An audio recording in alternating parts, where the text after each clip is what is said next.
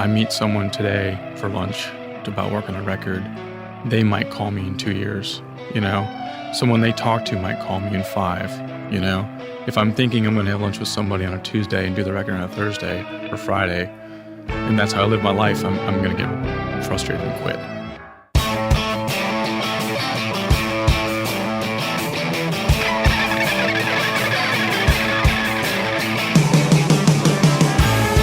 Welcome to Recording Studio Rockstars.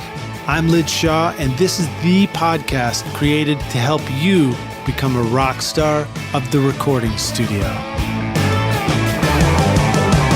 Hello, Rockstars. It's Lid Shaw, your host for Recording Studio Rockstars. I created this show to introduce you to real-world recording professionals, to hear their stories and learn from their experiences so that you can take your records to the next level and be a rock star of the studio yourself.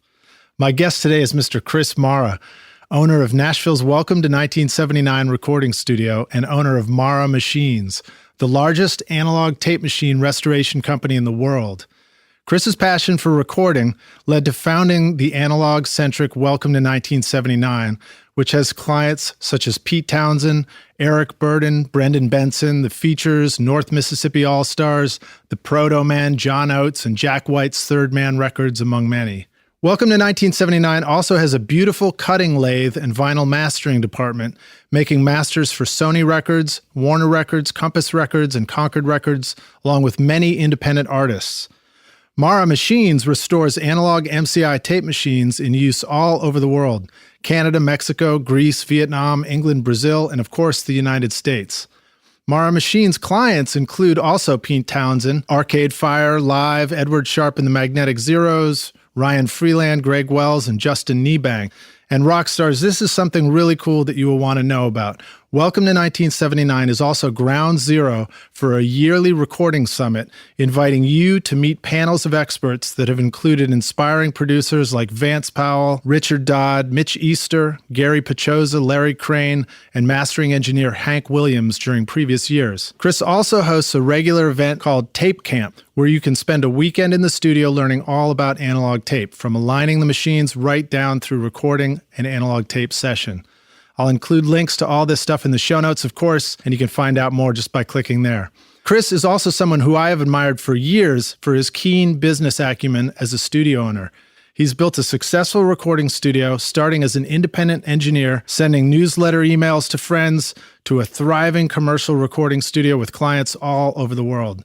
Please welcome Chris Mara to Recording Studio Rockstars. Chris, are you ready to rock? Of course.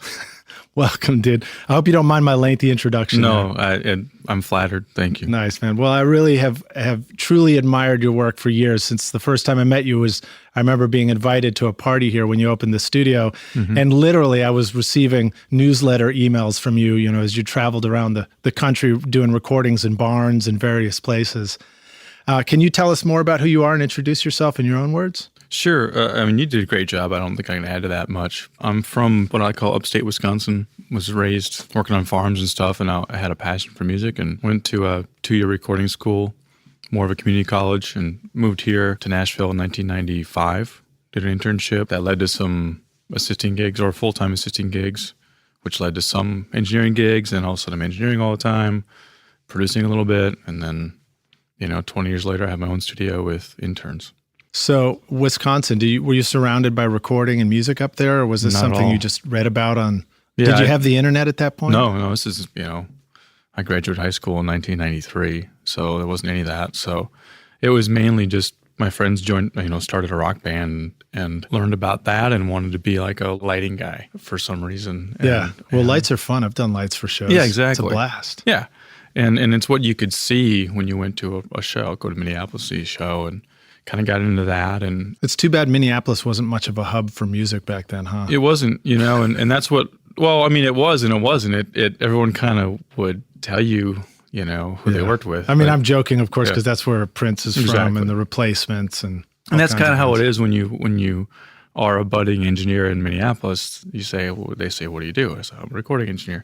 Oh, do you know Prince? And you're like, no. And that's the end of the conversation. It's like, oh, you must not be doing anything if you don't know Prince. So that's having that one-dimensional aspect is a little bit different. So yeah.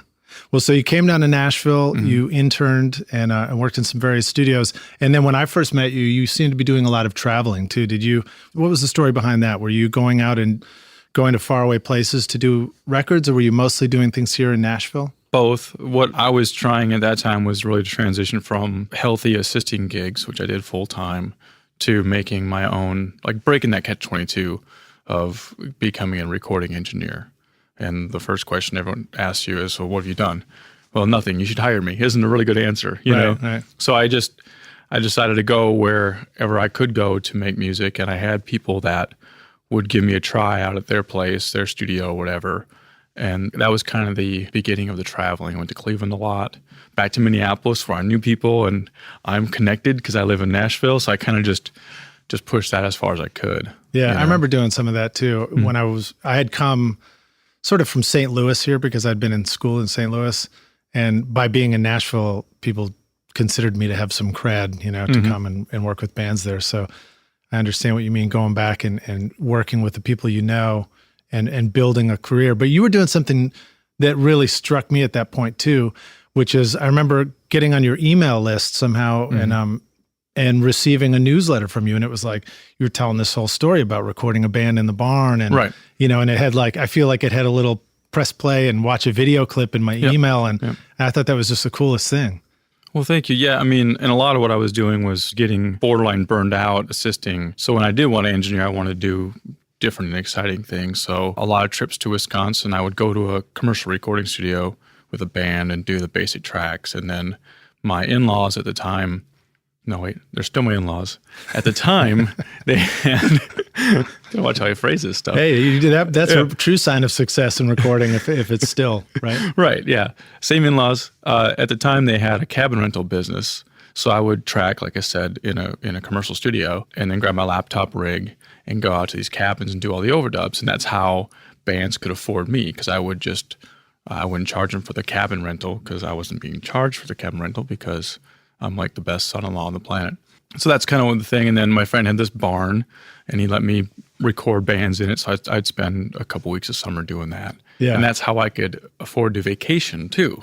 Because my wife's from up there, so take the family up there and a working vacation. So that's cool. So you guys are camped out in a cabin, with a makeshift studio, and you're just running mic lines to different rooms or something like that. Yeah, mainly vocals and acoustic guitars, stuff that wasn't that loud, But they were small lakes, so if it was a guitar overdub here and there, it was fine. Okay, cool. Well, so when you set out to go do this, you intentionally wanted to remove yourself maybe from being in a supportive role to establishing yourself as an engineer and a producer and building your own career, right? Did you feel like you at that time had a vision for what you could do with it, or did you just know you just wanted to make your next record something that was your own? Yeah, I always wanted to have fun and do interesting things while recording because you spend enough time in a conventional studio and you kind of just want to go on a little adventure here and there, but I didn't want to do that all the time because then it's like, can I just walk into a place that has a console? Right. So I started to appreciate both, right? Yeah. I guess my only goal was not to do country. I wanted to do music that I liked listening to and would purchase. I suffer from that same affliction too. Yeah. It's sort of ironic that we moved to Nashville, the best place in the world to make country records, and maybe we wanted to make some other kind of record. Right. It worked to my advantage though because I did a couple years of Music Row demos, and you have to get really good really fast. I mean, everyone shows up at 9:30, you know this, and you're recording at 10:10, and drums, bass, guitars, acoustic guitar, piano, the whole deal.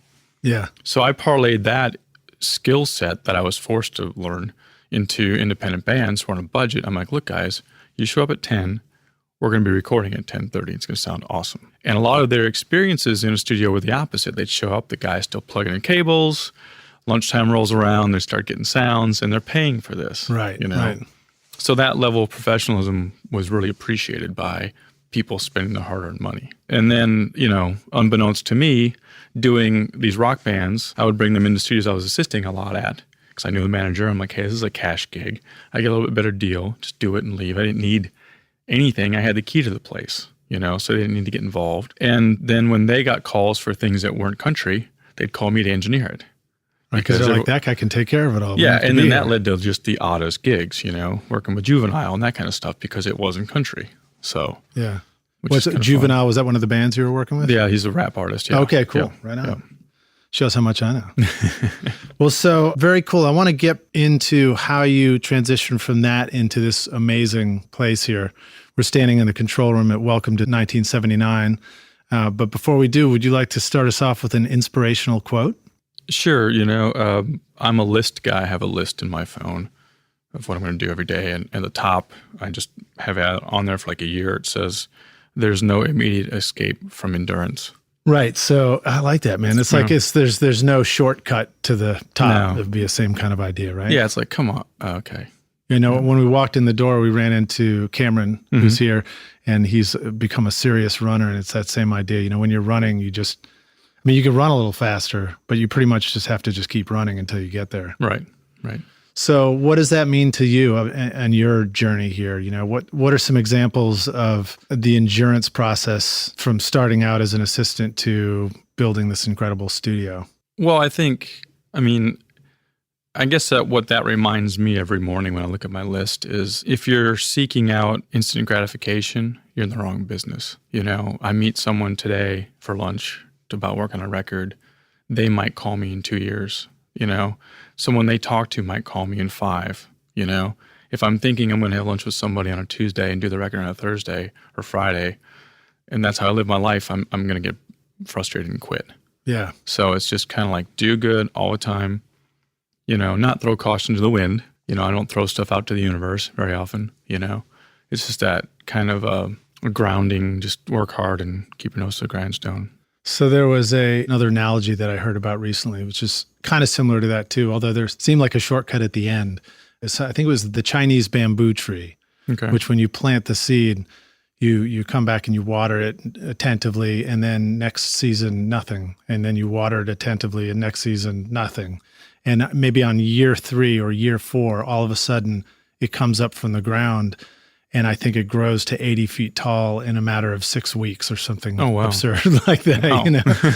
I thought it was a pretty amazing concept. And I like what you're saying, the idea of building relationships with people and being patient and just putting in the endurance and the work. And then do you find that there are times when, the bamboo grows to 80 feet tall and surprises you? Yeah, it does surprise you. And then you think, well, this is just a long time coming, And then after they leave or the gig is done, you have to go get another one, which is fun. Well, so tell us about a time when you were doing this where you had a real failure experience, something where things seemed to really not go well for you, but maybe it turned into a great learning experience. Well, it's a good segue because you were just talking about the marketing that I did and do and all that. And I seriously legally can't go into details about the story, but I had a major misstep regarding social media and a project I was working on. Oh, yeah. Oh, no. It was bad. And it came from a really good place. It was an honest mistake on my behalf, but a mistake nonetheless that potentially costs people a lot of money and grief. Wow. And the learning point was I just called the top person that I offended. He didn't know me. I said, Mr. So-and-so. I said, Mr. I said, my name is Chris Mara. I've caused you a lot of grief because of this. And he laid into me and he said, you tell your intern or whoever does your social media that. I said, that's me. I did that. And just I was scared shitless. And luckily that lesson has served me well because I always ask now, do you mind if I post this? Even when I think it's going to be a yes, well, that's the most dangerous, of course. And a lot of them have been like, no, not yet, And so I've learned from that mistake. I try to learn from other people's mistakes. That's the easiest way to do it. But that's a big recent one for me. So what's fascinating to me about that is you've got something like social media and you are trying really hard and honestly, and of course you didn't share the details, but my interpretation is you were trying really hard to do the right thing, which was promotion. You're probably trying to help an artist that you're working with or somebody who's here with a label or something like that. And you're trying to, use these tools to promote and build the business. And accidentally, just through one small move, you make a mistake of putting something that somebody else doesn't want to be put out there and step on somebody's toes. Yeah. So what's your takeaway from all that? I guess it's just, make sure you ask permission and check with people before you even... Yeah, the takeaway is you can't unring a bell. Yeah, exactly. I mean, you want it to reach far, so ask permission because it will reach far if you do a good job. Yeah, so just if there's one thing you can learn from me is because it was a close call, it was a big deal. I mean, it wasn't just someone upset, it was a big deal. And I had no idea, like none. I wouldn't have done it. That was kind of my defense. If I'd known this would have happened, I mean, it had to be an honest mistake. There's no way I would knowingly have done this. But always ask. It's a simple question. Well, so do you ever find that sometimes it's frustrating waiting around to ask and get an answer? Yeah, but that's a lot less frustrating than having to call somebody and apologize. Well, all right. So now how about sharing with us a story of a moment of success for you, something where things really came together and you were just excited about it. You felt like, I can't believe this is happening now. That has to be working with Pete Townshend last year. He'd been a Mara Machines client for a few years with little interaction with me personally. He bought machines through Vintage King. His sales rep, Ryan McGuire, set everything up. So it was mainly just an email here or there with Pete. And then my phone rings one day and it's Pete Townshend. To the point I'm walking around the studio thinking that someone's messing with me.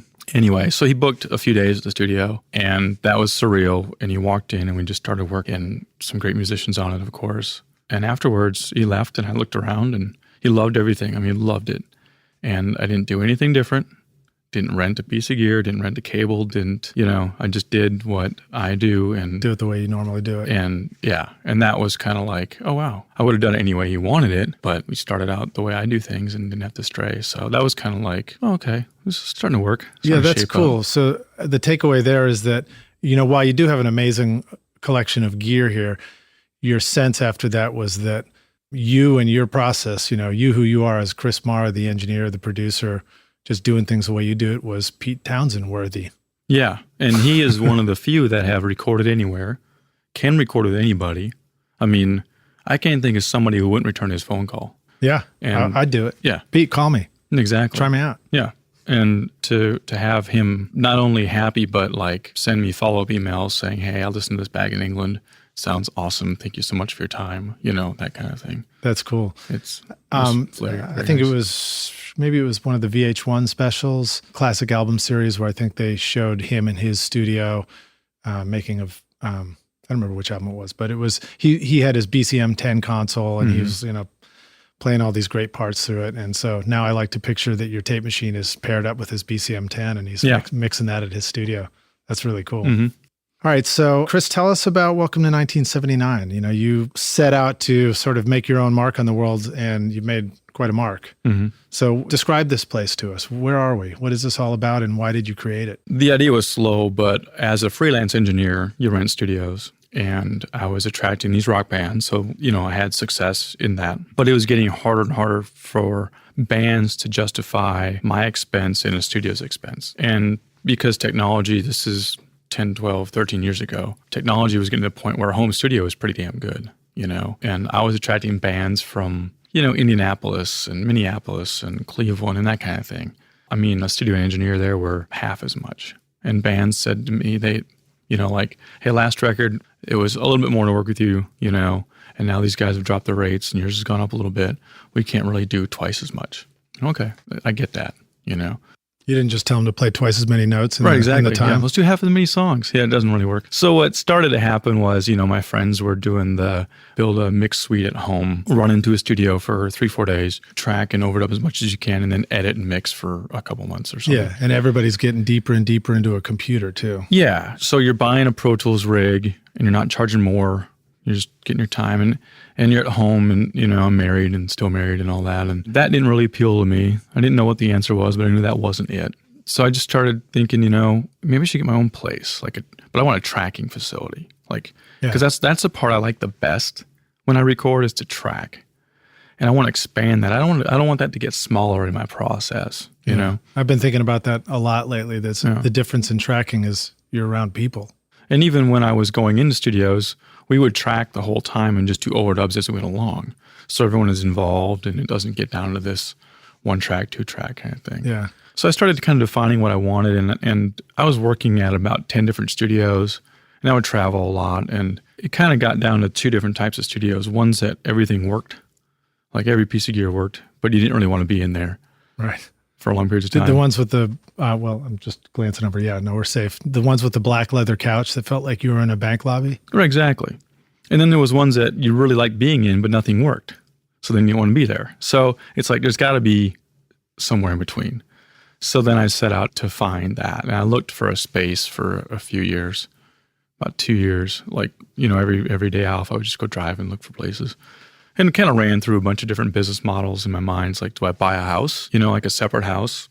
And then like every band that records there, like paints a wall as part of the rate, and it's just like, no, because then that's not really a studio. My wife is really good at making, like I have ideas. She's like, that's great. Right. But you have to make it work financially. Yeah. Oh, okay, here's a challenge. So I'm like, well, I need a place that can justify its own existence, right? That I can charge for it, not just get it and then I can charge my rate because then why get it? Then why get it? Just work. You're just taking on the expense for the band at that point. Exactly. Yeah. And then in that, well, I can rent it to other people, which is great because then, other engineers can use it.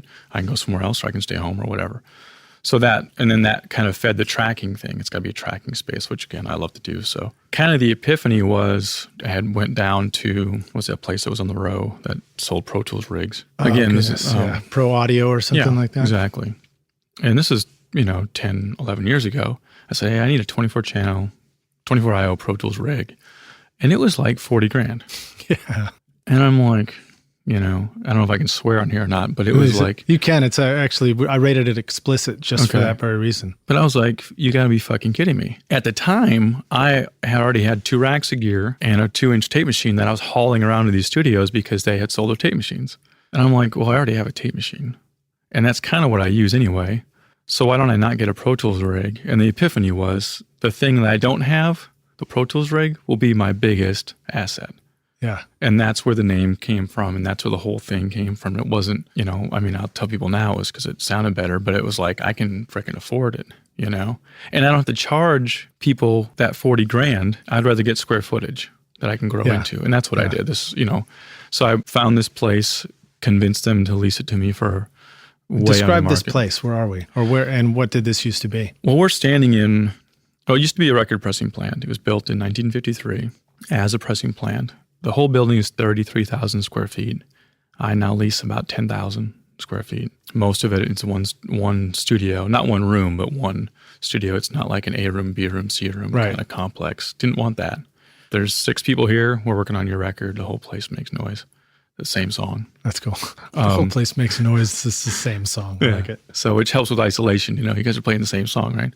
So I had a checklist. I wanted ground level load in because I'd worked at studios that didn't have that. Yeah. It's not fun. And I wanted a big control room. So we're standing in a 1,200 square foot control room. This is bigger than a lot of people's entire studios. It was bigger than my house when I leased this building. Nice. Yeah. So I made a deal with my wife. I said, look, I want to lease this space and build a studio. Randy Blevins hooked me up with a console, because I knew how to fix it. So he sold it to me kind of as is. What's the console that you have right here? It's a MCI 428 made in 1978. It's got really nice flashing lights on it. It does. Too. Yeah, it's pretty cool. But anyway, so I said, hey, Yoli, I want to lease this space. It's X amount a month. And she's like, well, that's basically like getting another house. I said, but I think if I pick up a couple more projects a month, we'll break even and I can start building it. And we were probably 4 months away from having our second kid at the time. So the timing is everything, And we just kind of agreed, well, look, let's just give it a year, And I said, yeah, if I can't make a tracking facility work, like a unique tracking facility with like work in this town, I'm going to find something else to do. Because really at that point, if I wasn't tracking a band, I was doing editing, which I do not enjoy. Plus, you're basically saying if I can't make a room that gathers human beings together to record in a city that has some of the best musician human beings on the planet. That's exactly what I was saying. Yeah. So it's on me. And if the industry I'm in can't support that, I'm going to go do something else. And that's why we have a big party every year, because another year, Yeah. And we're in our 8th year now. Gosh, there's so many things to talk about. Let's talk about the big party every year since we're here. Okay. What is it? It's different every year. 2 years ago, we had the cutting room. It's just an excuse to challenge ourselves or do something fun and showcase the space and invite a couple hundred people and just have a party. Okay. So we're not talking about the recording summit. No, we're not. Just yet, but we should talk about that too. Okay, cool. And we're talking about our yearly spring anniversary party. Cool. But 2 years ago, we set up 6 different bands and recorded them all direct to disc at the same time, like Playing dominoes. the same song? No, like one band plays a song, they stop. The next band plays the next song on the record, all the way through. And the were space. they all pre-mic'd up and in different spots of the studio? Yep. But you mix them live and in real time. Mm-hmm. That's cool. And just move down the console. It's left my to turn right. to swear. That's cool as shit, dude. Yeah, it was fun. It was fun. So I've been here for a live to disc event for one of your recording summits. And I have to say, I mean, you know me, I'm a fan of mixing live to 2-track. It's what I've been doing at Bonnaroo as well. And it was so cool to see it. It sounded so great. And the concept of it just going downstairs and being, embedded forever on a cutting lathe was just the coolest thing ever. yeah, and it's fun because it challenges, me as an engineer for no apparent reason. It's like no one's going to really hire me to record 7 bands or 6 bands on one side of a record. So I'll just do it myself, So Rockstars, you hear that? If any of you are out there and you want to hire Chris to record 7 bands live straight to disc, come do it. He's just waiting for it. He's got the skills. I'm one of the few that has it on the resume. Yeah. All right. So tell us about the recording summit. Again, this is a great chance. So, a lot of people listening would probably love to be here for that. Yeah, I mean, again, it's just another, I've got my own space now. I can do whatever I want, what I want to do. It's kind of like a band with a budget. It's like, what is my record going to be? It's on me. So one of the things I enjoy is going to AES and going to Potluck and all these things, but they're really big and it's kind of hard to figure out where you want to go. And there's a trade show and talks and parties and I can't always afford to go to New York, or LA and all this kind of stuff. So I decided to have a small yet high impact summit here where there isn't a trade show. There isn't any conflicts of interest that happen. Trade shows, they want you on the trade show floor, but yet there's talks. So the talks can't be too good to pull people off the floor, all that kind of shit. Nobody's wearing a headset microphone. None of that shit. And kind of the light bulb moment for that was I was speaking at one of these things and Chuck Ainley was out in the audience and Lynn Fuston and all these guys. And I'm not saying shit. What am I going to say? And there's a mic, there's a microphone and there's lights on stage and I'm just freaking out, and just kind of staying real. I'm going to say facts that I know to be true and that's it. And that really isn't what it's about. And I was just telling somebody about it, like, how was, AES? I said, man, I was scared, I said, I just sit in front of consoles and talk to people all the time. And then it kind of hit me. It's like, well, we should just have one here. Sit in front of the console. That's where everyone's more comfortable who makes music. So what we do is 60 people can come. I may have said hundreds earlier, but that's cool. We'll the parties have a couple hundred. All right, great. But the summit, it's 60 spots, and we have the live room is mainly kind of business panels, and then up here in the control room is mainly music-centric ones. So we have a Friday night kickoff party, which is varies in theme, and then we've got panels throughout the day, and then a listening party Saturday night, which varies. I'm stunned at the people that say yes when I email them. Like one of the first ones out of the gate was Pink Floyd and Quad, and then Alan Parsons joins us via Skype to talk about it. And then Sunday there are more panels, and we just pick panels that come up in our day-to-day conversations. Not so techie. Like AES has a lot of panels that are really digging in deep, white paper kind of stuff.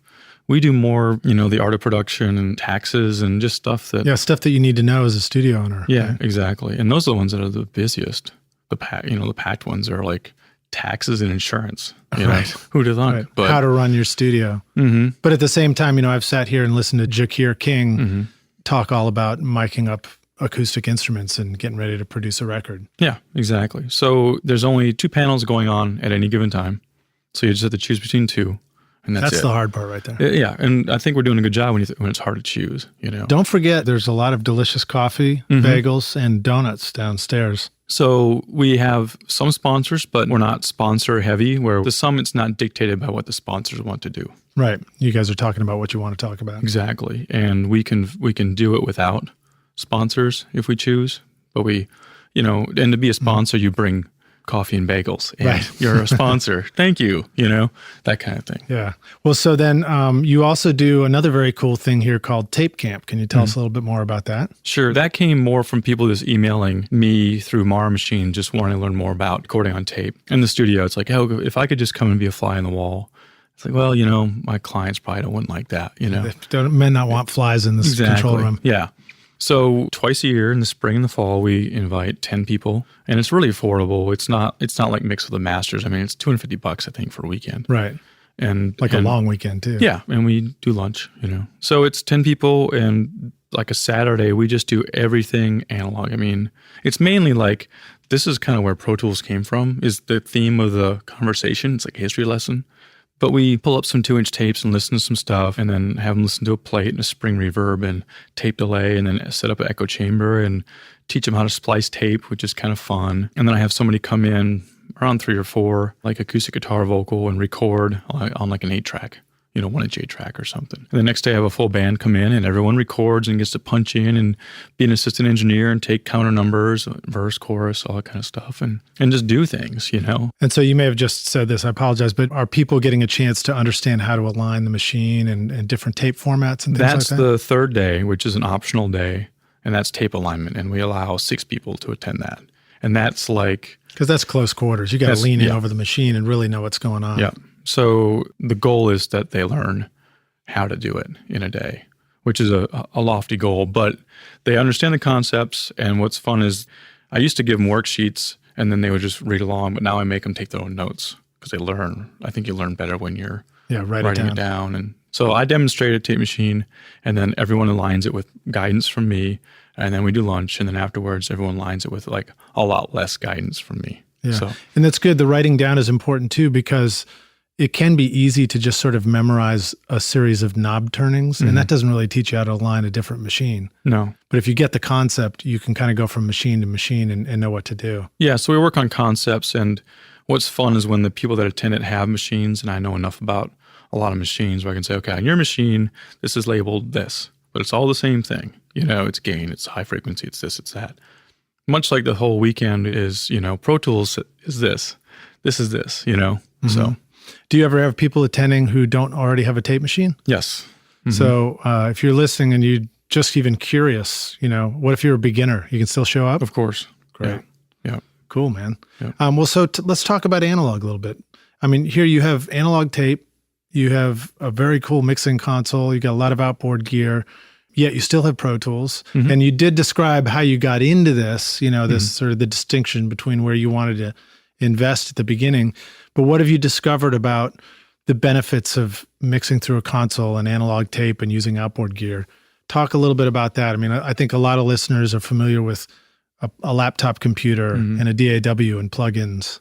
Yeah. I mean, I should preface my whole answer to that question is I'm not like, you need to record like this. This is the only way to do it. I don't appreciate that mentality. I don't think that's healthy. But it is fun though, isn't it? Well, yeah, but what I strive to do, and I encourage other people to do, is get to the point, whatever your career is to be able to choose your tools. Yeah. I think we all want people to come to us, not for someone who can fill a seat between 2 speakers for X amount of dollars an hour, but I want Chris Mara to work on my record. And Chris, after you heard our music, how do you think we should do it? And I'm like, well, how do you want to do it? And I'm comfortable in either world. Yeah. Kind of tape. Well, Pro Tools, well, that's cool. Yeah. Disclaimers aside, yes. I think still somebody who hasn't had a chance to work on analog, may not have all the outboard gear, and they're real curious, would probably just still love to hear you describing it. Like, what are some of the things that happen when you're using?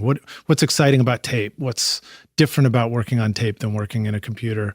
Start there. Okay. I think the coolest thing about a tape machine is it changes your workflow. You buy a different microphone, it's not going to change how you record.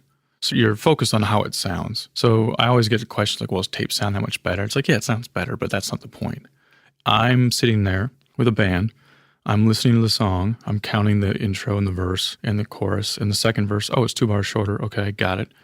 Because when we rewind and someone wants to punch in, I can't just look at the waveforms and see where they get fat. Right. And know that's the chorus. I have to kind of know what's going on.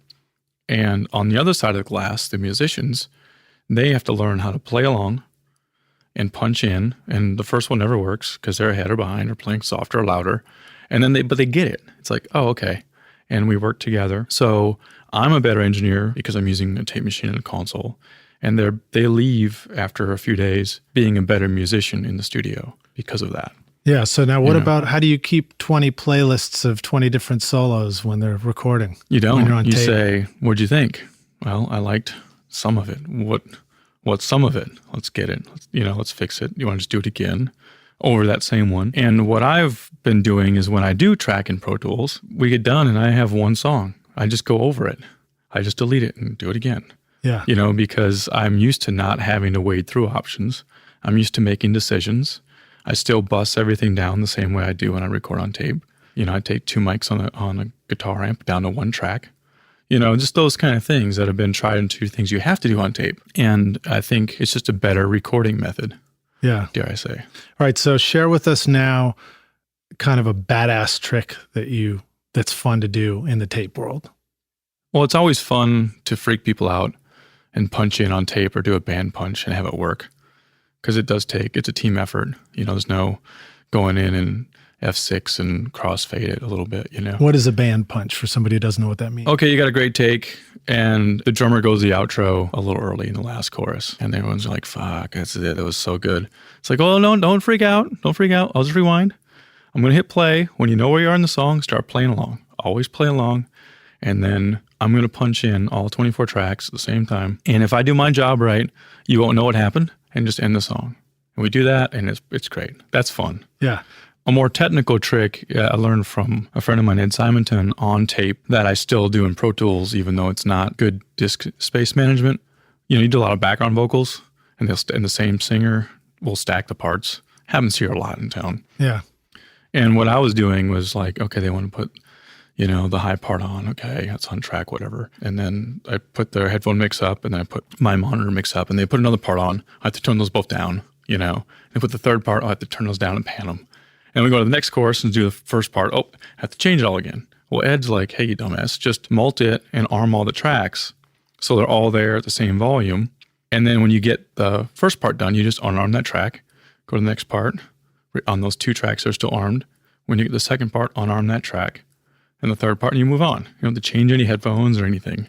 And that's really been kind of cool. I mean, people listening may be like, oh, we've been doing that since 78. But I learned it 10 years ago, and I think it's cool. Oh, that's cool. So, yeah, well, I like any of the things that make the process more seamless. When you start recording people and you're jumping around with things, you realize there's so many things trying to trip you up for making music and just confuse musicians in a pair of headphones. And if you can just get their headphones to sound the same and consistent, people can start concentrating on music and not get, shaken up by whatever you're doing as an engineer. Exactly. Yeah. Cool. Well, let's see. I'm trying to think. You want to talk a little bit about the vinyl before we kind of take a break and then come back for the jam session? Sure. Tell us a little bit about what you have here for your vinyl mastering. I know we did talk about it some, but fill in some more details.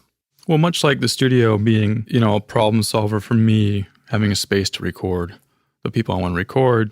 Once I started doing that, bands I was recording on tape were having their records released on vinyl, their projects released on vinyl. And I would get the record, and it didn't sound anything like the mixes. Yeah, I've had that experience too. And then I'd do another one. It sounded really, really good. And then I get another one. So I called a friend of, well, not a friend of mine. I emailed Hank Williams, the mastering engineer. Said, hey, Mr. Williams, if you have a minute, I've experienced this, and I think you would know the answer. So he explained to me over lunch what the vinyl mastering process is and what a cutting lathe is. Because I really, before that, I didn't even have a mental picture of how I thought. I mean, I for all I know, you put a thumb drive into a record press. I mean, seriously, I didn't know. Yeah. And he says, no, there's somebody else that changes the way it sounds and puts it on a record. I'm like, oh, okay. And some people do it really well, and some people do it kind of, this way. And it's not one size fits all. It's not. And they change how it sounds. I'm like, oh, wow, amazing. And then I did about 10 more records, and I decided, ignorance, I'm ignorant, but I can probably do this as good, or if not better, than several of these I've gotten. So I call Hank. I say, hey, Hank, I think I should do this. He goes, I think you should too. So he helped out and met the right people and bought a lathe. And of course, Yoli, my wife, said, well, that's fine and dandy, but you need to make it work. Right. So I got a wink and a nod from some potential clients and bought it and started. Can you explain a little bit more what a lathe is and exactly, a lot of people are probably familiar with the turntable. They might hear you say lathe and they're like, oh yeah, you just bought a turntable. Right. So no, this is not quite that, is it? No, what the process is actually fascinating. You send us your WAV files, right? And we basically play those through this device that is like a turntable, but it's huge. is gigantic. It's gigantic. It's the biggest Neumann badge you've ever seen. It's a Neumann VMS 70. And it cuts the master onto this. It's a lacquer. It's a soft aluminum disc with a thin layer of lacquer coating on it. It's kind of like a turntable in reverse. Instead of the record playing sounds through the needle up to the speakers, comes down through the wire and moves the needle and cuts into the record, right? Exactly. Yep, in real time. So, and you can change the way it sounds and all this kind of stuff. And then that master gets sent to somebody who makes a metal master of that. So you have grooves, and then the metal has ridges. And we'll skip a couple steps, but then those ridges go into a press, which push onto actual hot vinyl slowly, and then that becomes a record. Nice. Yeah. And so now you guys, there is a sort of full-featured nature to what you guys offer for doing vinyl here, right? You can what would somebody send you, and what might they expect to come out of the other end of Welcome to 1979? Right. Currently, right now, today, you can send us a WAV file or tapes, and we'll send the lacquer master to a guy that does the metalwork. This spring, we'll be ready to do metalwork here. So we're really the only place, I think, in the country that you could send a WAV file to, and we could ship a metal stamper to a pressing plant of your choice. Cool. So somebody who's considering it now, all they have to know is that they just send you their finished record as a WAV file, or it goes over the internet to get here, yep. And then they tell you where the pressing is happening, and next thing they know, they get a box full of records? Pretty much. That's not bad. Yeah. That's not bad. Is there a consideration that people should be aware of for how much time you need to allow for planning to go from start to when your boxes of records come? I know it's a busy industry right now. Yeah, right now I've heard as much as 6 months to get your actual product back. So definitely plan ahead. Yeah. As far as that goes. Start planning now, guys. Yeah. We hope to drop that down by a good bit. That's great. So, or at least afford an option for speed. Awesome. Okay, cool. Well, so Rockstars, just a reminder, we're about to take a break and go into the jam session. But remember, I'll include links to all this in the show notes so that you can just click right through and find out more about Chris, find out more about Welcome to 1979 and Mara Machines. And if you're listening to this on your iPhone right now, all you need to do is just open up the podcast app. You'll see the logo for Recording Studio Rockstars there if this episode is playing.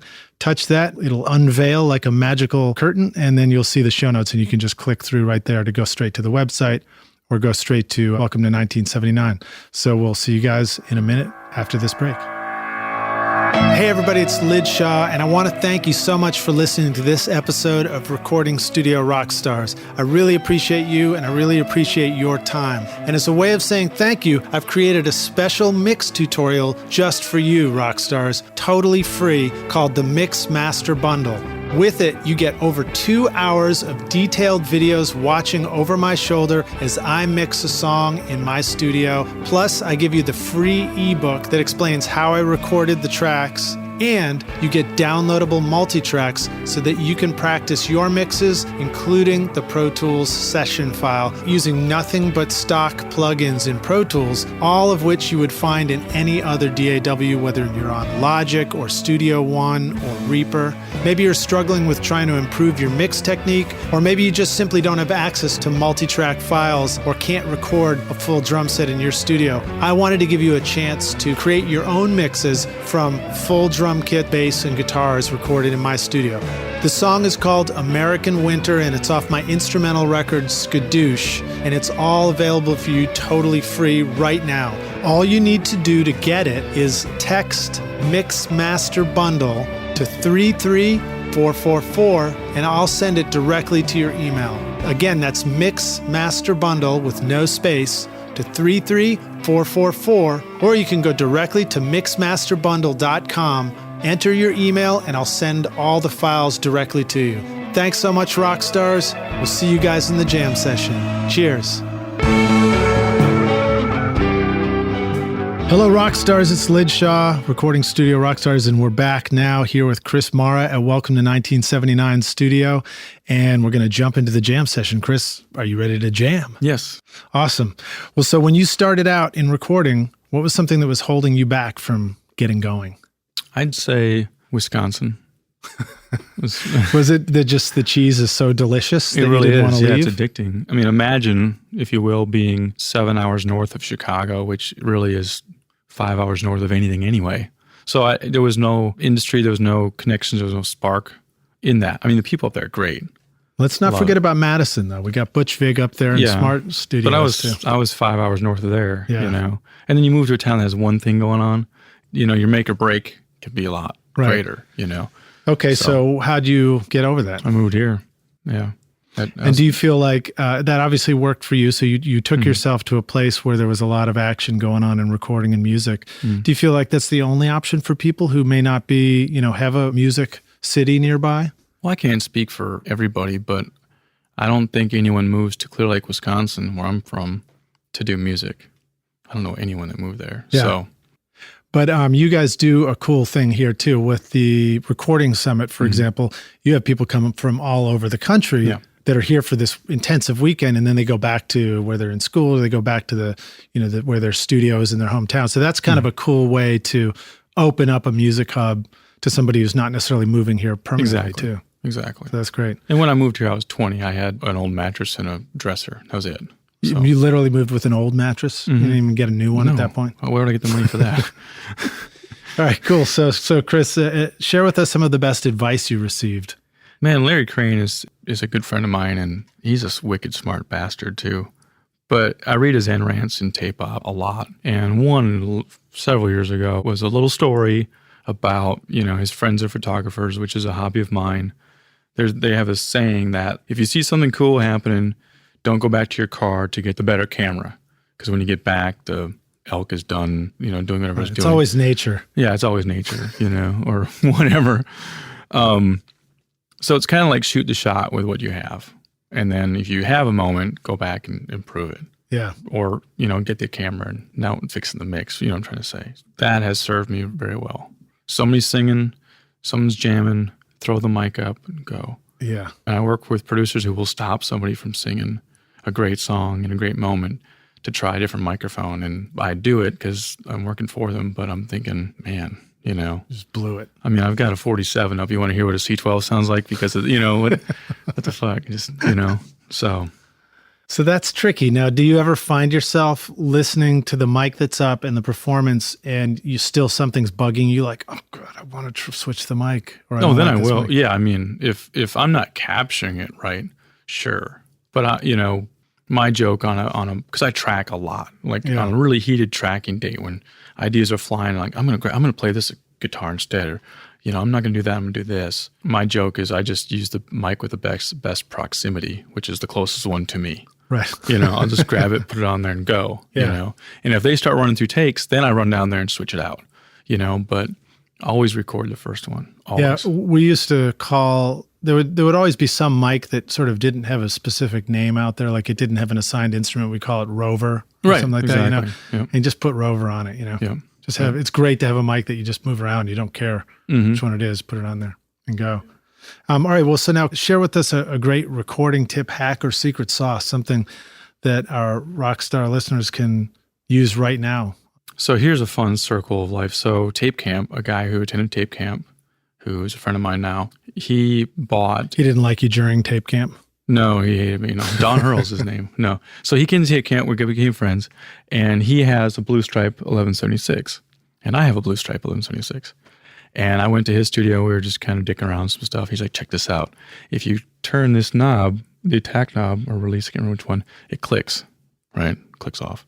Right. The compressor circuit goes off. And he goes, and it'll distort. You just crank up the input even just if a little it's bit, off? and it'll get this little hair on it. And I'm like, oh, that's cool. The very next week, Eric Burdon comes here. And the producer's like, man, we just need a little bit of hair on that, you know? And I'm like, I got the thing. You know, and I didn't tell him, I just learned it. But it's funny that, you know, dare I say the student became the teacher, but Don taught me a trick. And I've always been a fan of like just the right kind of distortion on the right thing just makes or breaks it. It's like colors, subtle really colors, right? Yeah, yeah. So now have you found that, you know, Blue Stripe 1176, the hardware unit, that's a great tool to have around. Mm-hmm. I don't even get to work on those except for occasionally when they show up, you know. Have you seen a similar misuse or like kind of trick in the plugin world in Pro Tools? You know, have you experienced that sometimes you can run things through things and get that same similar, what'd you call it, put a little hair on it? Yeah. I think, no, I mean, I use Sans Amp a lot in Pro Tools to get that same thing. Big fan of Sans Yeah, Amp. me too. And don't forget, everybody, that one's usually free now, right? I think so. But one thing I learned on Pro Tools, I have a lot of friends that have their own studios, and I'll just go in and do like mix finishing. Like I'll spend 30 minutes on a mix, 4 or 5 mixes, and then go home. And this one friend of mine, Billy Livesey, his mixes always they have this thing to them, and his gain staging is all fucked up. I mean, I'm talking like really fucked up. And what I used to do is go in there and kind of do a save as and start changing things around. And I'd get done, but it lost whatever that was. And about the third time over there, I'm like, I'm just going to leave like the master fader down at -20. And that's where he had it, and just mix in there. And it just had this like impact or I don't know, weird. Not good, but cool. So what's the takeaway from that? Because I've experienced stuff like that too, working with artists who have Pro Tools and they don't understand the things that I think we're all supposed to understand. Mm-hmm. And then it sounds great, or they completely redline something and it sounds way better like that. Well, yeah, I mean, the takeaway, like mix finishing is kind of like walking in and just kind of, seeing what's going on. And my dad has always taught me, modern machines is restoring and you're always fixing stuff and you're troubleshooting in sessions too. And my dad is an electrician and fixes stuff. And he says you should just not open your toolbox for like 10 minutes. Just look, listen, see what's going on. If you just grab a wrench and start wrenching, you're going to screw something up. Interesting. And that's kind of the thing there too. It's just like, my old man's pretty smart. I keep learning that same thing over and over again, Yeah. But yeah, that's kind of the lesson there. It's like, just listen, just look around, trust the process. Happens when drummers come in, and set up their kit, like studio drummers, and they play, and you're like, that kick drum sounds like shit.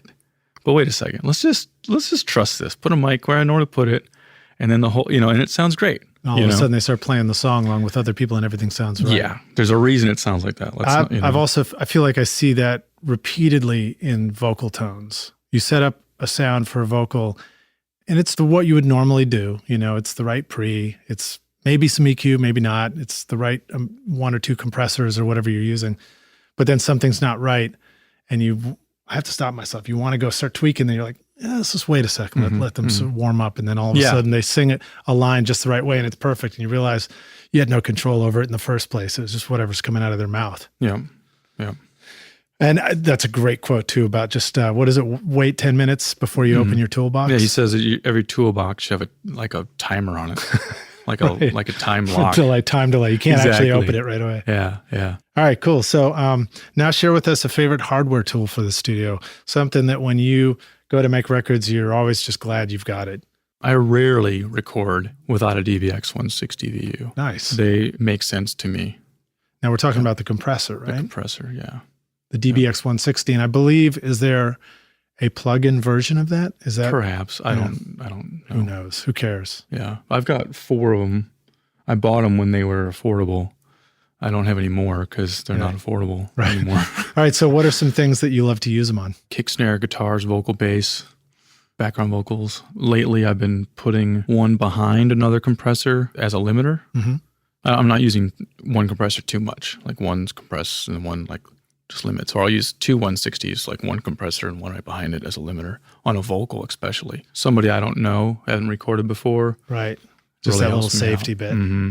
Yeah. Yeah, that's smart. What I grew fond of before I really had ears to know it sounded good, I just liked using it. Like I'm in a different studio. When I first started engineering, it's always vocals. Probably one of the hardest things to record, really. They throw you in on it. And I'd be recording on tape one day and then Radar the next and then Pro Tools the next. And metering is always an issue. Right. You never really know where you are too. And a DBX 160 VU, I'm not endorsed by them. They don't make them anymore. The metering's phenomenal. You hit input, you know where you're at. You hit gain reduction, you can gain reduction. You can guess on your makeup gain. You can hit output, and it's a VU meter, and you set it, and away you go. All right. How about a favorite software tool in the studio? Something you like having around? The Sans Amp we talked about. Mm-hmm. That's pulled me out of a lot of fires. Echo Boy. I started mixing in the box once I found Echo Boy. Yeah. Did you hear that sound, Toys? You're getting a lot of shout-outs on this podcast. Yeah, there you go. Yeah. And unrehearsed shout-outs, I should say. Because I'm a big tape delay fan. I mean, I use tape delay all the time. Yeah. And I could never get it right. And I would, when I was in the box, I would still go out to a machine for tape delay on the vocal or this or that. And I found Echo Boy. I was like, this is great. So. Yeah, I like it a lot. And you can get almost reverbs out of it too. It's just sort of get all this cascading delays. Yep. Just get things to sound gigantic. Great. All right. So now here's a great one for you, Chris. What about a resource for the business side of doing a studio? I'd like to hear even more than one answer from you, but a resource, whether it's something online or a person or just advice. Mm-hmm.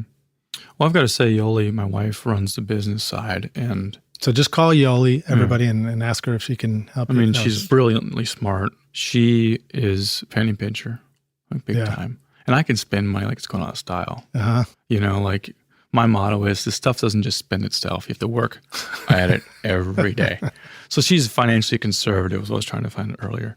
So, I mean, she's the one that grew my machines. And I mean, I used to have to like get a deposit from you, take that money, go buy a machine, and then restore it and sell it to you. And now we've got 50 of them in stock that are paid for because she's just like, wait a second, this and that, and very nice to people. She can collect money very well because she can be nice, but yet firm. Right. Well, I know Yoli from coming to the recording summits, and she's always, there welcoming you as you arrive and get your badge and everything. Yeah. And I've thought it was very cool how you guys work together on building this whole studio and doing that. Did you come from a background of business understanding yourself? Did you, have any vision for that? Or is it, is the takeaway, whether it's your wife or a friend or a partner, that sometimes the lesson is team up with somebody who's really good at it? Yeah. I mean, I backed into being a business owner. I mean, I love being self-employed, and that's as much as I've ever thought about business. And which leads to my next answer is just, I've got a lot of friends and neighbors that are a lot smarter than me, and we drink wine and stare at fires, and I play golf with them, and they teach me things just on their business and how they think about things. And it's just like, wow, because sometimes if you're in the same business and all of your mentors in the same business, then you can kind of get in this like mental like paradigm, where everyone kind of thinks about things the same way. Right. You're not thinking outside of the box because you're all thinking inside the same box. Yeah, exactly. And then we started this new business, this metal business for the vinyl industry. And I immediately partnered up with a very smart CFO and said, do you want to go in business together? It's a separate business. And I'm learning so much from her about just how to think, Yeah. And how to approach What things. advice do you have for somebody who is looking for a business partner about how to find somebody who's a great business partner, and maybe about what to watch out for if you're considering a partnership in business? Flashy is not the answer. And no offense. Flashy? Flashy. And no offense to all my friends who, they don't just walk in and start telling you how much they make. Right. Everyone that I look up to is very unassuming, and I mean, you see this in the music industry all the time. The best engineers typically won't tell you what they worked on. You got to kind of pull it out of them. And, Right. And I see the opposite sometimes in people that fund a project I'm working on. They're real like, I make 6 figures. It's like, who cares? That would be my thing. Next question. This is hypothetical, but if you were starting all over again and you landed in some new city, you didn't know anybody, you needed some sort of studio to start recording, some simple setup, you needed to find people to record, and you needed to make ends meet so that you could keep doing this and not just go deliver pizzas for the rest of your life or, go work in a cubicle. What would you take? How would you find people, and how would you make ends meet? I think I'd marry a rich banker. And no, I'm just kidding. I think what I would do is find bands and say, look, I'd retain like a good vocal chain, something I could use on vocals and electric guitars and that kind of thing. Well, let me start you out here too. Let's just keep it in the analog world for a minute, because you do sell these amazing tape machines and stuff. What if somebody wanted to start with a very simple analog setup and start recording bands? Oh. What would you recommend? I would say a 1-inch 8-track machine and a small console, like even a Mackie 16-channel. So like 8, like a 16-channel and then like an 8-channel one for return. So you can bust some stuff down, or a little Toft or something like that, Because I have a long-standing theory, and one of these days I'm just going to put some money into it. And my theory is this, that we take 2 20-somethings who want to go in recording school and pull them before they go in and say, okay, look, you're going to get a 24-channel Pro Tools rig, and you're going to get, and the second person's going to get a little mixer and an 8-track, like a 1-inch 8-track, like a real 8-track for 6 months, and then we'll switch. And the theory that I'm posing is the person that started out with the mixer and the tape machine transitions to Pro Tools seamlessly. I mean, a little like, oh, what's this red button? Oh, okay, I got it, right? And he'll be making music in no time. The other person will have to start all over again, right? So I would say an 8-track, a little mixer, and some just a slew of 57s. All right. So now how do you find people to record with this new gear? You tell them, hey, I've got an 8-track machine and a little console and a bunch of 57s, and go to your local thrift store or record store and pull used records out, and that's how they did them. Right. That's what I'd say. What advice do you have for people as far as just surviving through this process? I mean, you still got to eat, you still got to pay some bills. What do you do at the beginning just to get rolling before people are really paying you a living wage for making records? In a different scenario, or in that scenario I just painted? How about that scenario where you just painted? Yeah. Yeah, that's a tough one, because I do feel, I got real lucky and I had a couple different ways to make money on assisting and stuff. Have you seen people do well holding down a part-time job at the same time as building up their recording? Yeah, I mean, what I did is I was a bellman at a downtown hotel for my first 4 years, and I was there. I did that because I had to work. Is that where you got the analogy, the line, you can't unring a bell? No, that's a good one. That was my pickup line. No, so what I did is I worked every Saturday and Sunday. You can't untip a bellman. There you go. Yes, and yes, you can. No, I would work every Saturday from 6 a.m. to 2 p.m. and every Sunday. And then I work like a Tuesday or Thursday. And I covered every holiday. Everybody owed me a favor. So if a gig came up, at the time I was working at a studio that didn't really work weekends, so that's why I was free. But if a weekend thing came up, I could just bail on it because somebody owed me a favor. Nice. And you selectively chose 6 a.m. to 2 a.m. because that typically doesn't conflict with recording sessions, especially those ones that get rolling sometime afternoon. Right, exactly. So maybe that's the advice is, find something that really is just the other hours. I don't know when you sleep, but that's all right. Uber's a great thing now. I mean, Uber's an awesome thing. It's totally flexible. You turn it on, you go to work, you make some money. The thing about a bellman is if you're motivated and you can hustle, you can make money. Yeah. And that's an important thing to be able to do if you're going to make records for a living too. Yeah. So, and keep your overhead low. I mean, I see so many people saying, it'd be fun to go on the road with a band or be a recording engineer if I can make like 55 or 60K a year. It's like, yeah, it would, wouldn't it? I bet you it would. But if you keep your overhead low, then you can have that shitty job and work on what you want to work on. Yeah. That's great advice. All right. So here's the final doozy of a question.